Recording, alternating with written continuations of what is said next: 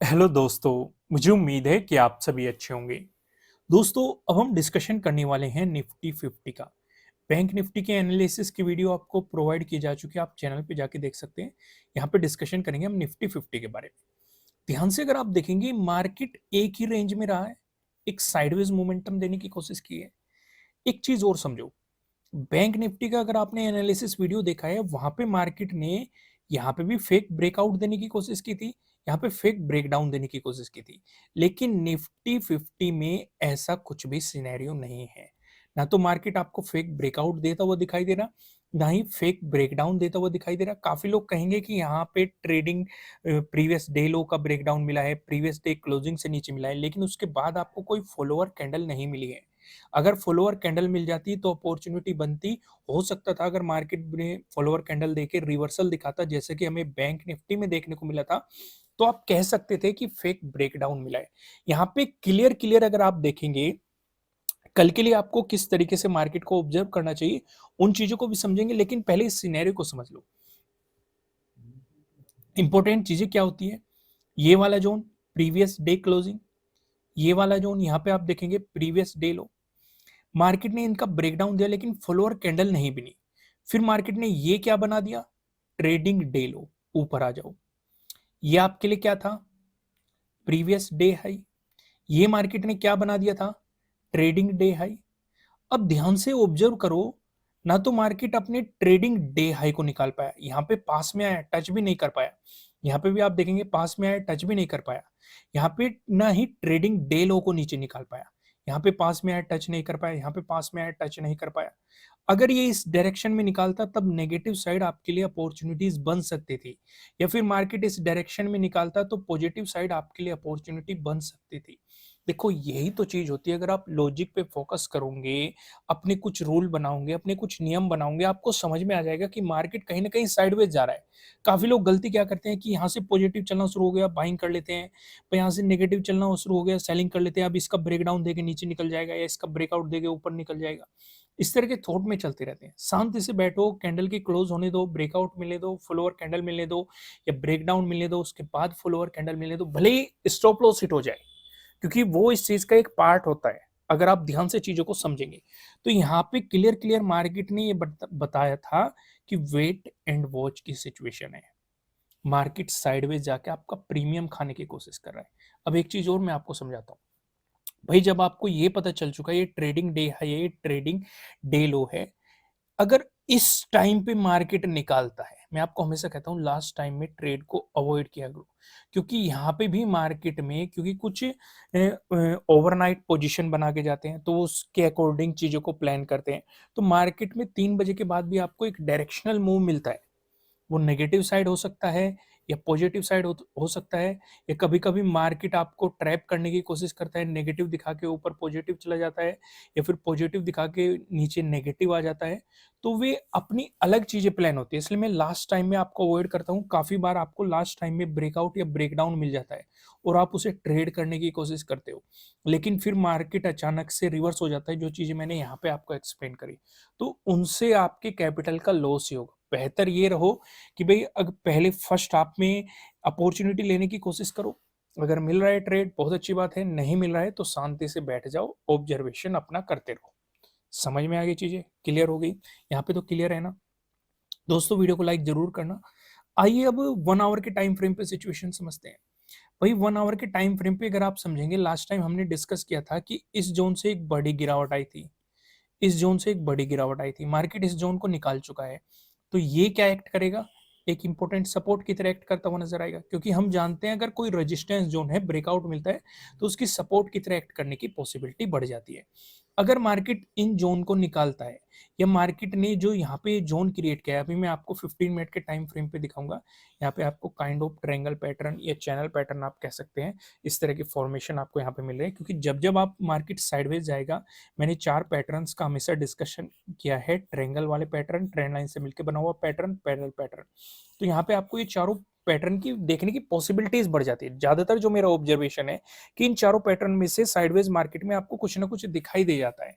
तो यहाँ पे आप देखेंगे अगर इसका मार्केट ने ब्रेकडाउन दिया तो एग्रेसिवली नेगेटिव साइड पोजीशन नहीं बनानी, क्योंकि ये एक इंपॉर्टेंट सपोर्ट रहेगा। क्योंकि मैंने आपके लिए एक और डिस्कशन किया है, अगर किसी पॉइंट से आपको बड़ा मूव देखने को मिलता है उस पॉइंट को मार्क करो, या किसी पॉइंट से आपको बड़ी गिरावट देखने को मिलती है उन पॉइंट को मार्क करो। तो ये वही वाले पॉइंट है जहां से हमने पहले बड़ी गिरावटें देखी है, तो इसलिए इन पॉइंट को मार्क करो। दूसरा नीचे इंपॉर्टेंट ये वाला पॉइंट है, ये सपोर्ट जोन पहले से ही चलता हुआ आ रहा है, जहां से हमने बड़ी तेजी या बड़ी बाइंग इन पॉइंट से देखी है, और कई बार मार्केट यहाँ से गया भी है और इस टाइम पे आपको बेनिफिट भी मिला था इस चीज का। ठीक वैसे ही अगर उन्हीं कैलकुलेशन को अगर आप ध्यान में रखेंगे तो एक ही इंपॉर्टेंट सपोर्ट की तरह एक्ट कर सकता है। अगर मार्केट ने इसका भी ब्रेकडाउन दे दिया तो आपके लिए एक इंपॉर्टेंट रेजिस्टेंस की तरह एक्ट करने लग जाएगा। समझ में आ गई, चीजें क्लियर हो गई। पॉजिटिव साइड क्या सिनेरियो रहेगा, नेगेटिव साइड क्या सिनेरियो रहेगा, इसका डिस्कशन मैं आपको लेके चलता हूँ 15 मिनट के टाइम फ्रेम पे। पहले ये इंपॉर्टेंट जोन समझाना आपके लिए थोड़ा जरूरी था।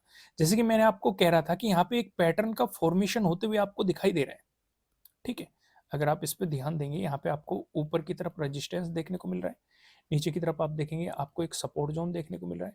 अगर मार्केट इसी जोन में मोमेंटम कर रहा है, अगर यहीं पे घूमता रहा तो इसको मतलब मार्केट साइडवेज है, शांति से बैठे रहना। या तो मार्केट इस जोन को ऊपर की तरफ निकाले या फिर इस जोन को नीचे की तरफ निकाले। क्या इस जोन को नीचे की तरफ निकालने से काम चल जाएगा? बिल्कुल भी काम नहीं चलेगा, क्योंकि ट्रेडिंग अगर आप देखेंगे प्रीवियस डे लो काफी नजदीक है। ध्यान से ऑब्जर्व करो, प्रीवियस डे लो काफी नजदीक है। अगर मार्केट ने इस ट्रेंड लाइन का ब्रेकडाउन दिया तो प्रीवियस डे लो का भी ब्रेकडाउन होने देना, तभी नेगेटिव साइड कुछ प्लान करना। ठीक है, कहीं इस ट्रेंड लाइन का ब्रेकडाउन हो, आप नेगेटिव साइड कुछ प्लानिंग करके बैठ जाए और मार्केट आए अपने प्रीवियस डे लो पे सपोर्ट लेके एक रिवर्सल दे जाए।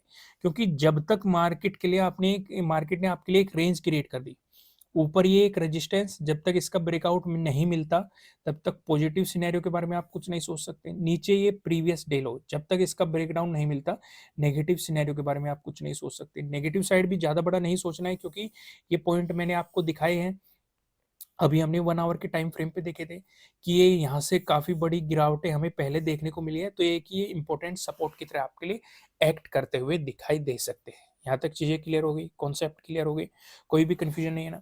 अगर मार्केट फ्लैट ओपन होकर आपको पॉजिटिव मोमेंटम दिखाता है तो प्रीवियस डे हाई का ब्रेकआउट होने दो। वहीं पे अगर मार्केट फ्लैट ओपन होकर नेगेटिव मोमेंटम दिखाता है तो प्रीवियस डे लो का ब्रेकडाउन होने दो।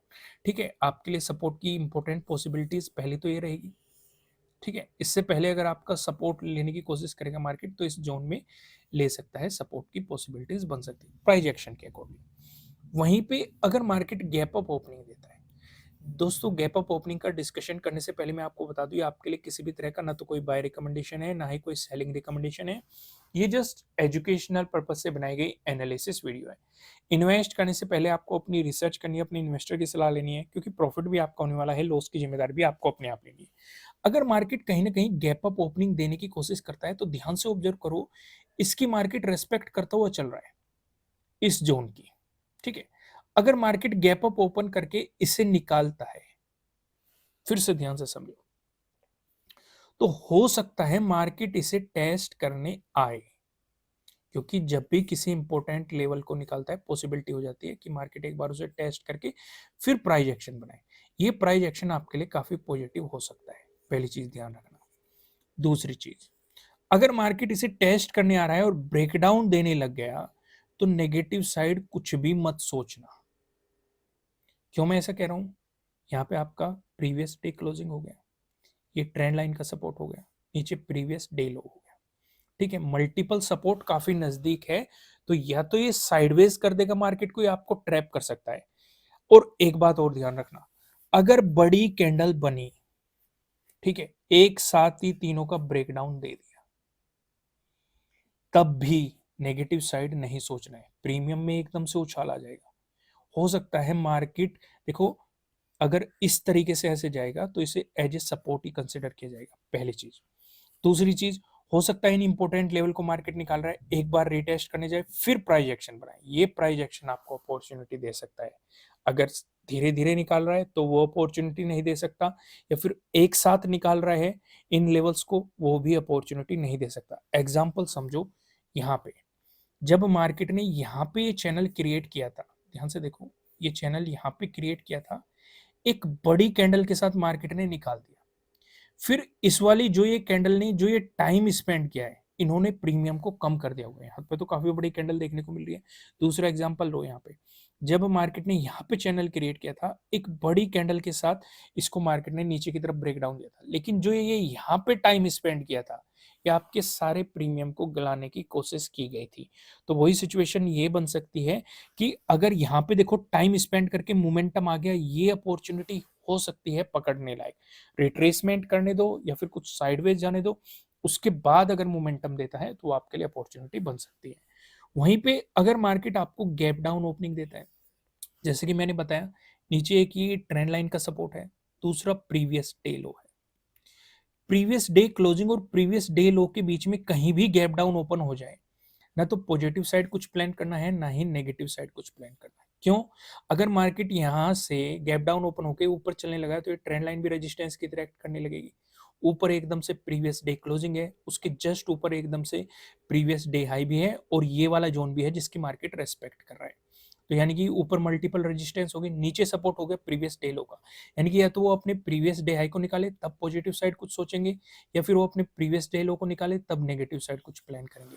नहीं तो बीच में मार्केट ट्रैप कर देगा, तो साइडवेज जाके आपका प्रीमियम खा जाएगा, या फिर टाइम डिके के कारण आपका प्रीमियम धीरे धीरे डिके होने लगेगा। समझ में आ गया? तो दोस्तों, इस वीडियो को लाइक करना, कमेंट करके बताना कि आपको एनालिसिस कैसे लग रहे हैं, आपके लिए कितने हेल्पफुल है।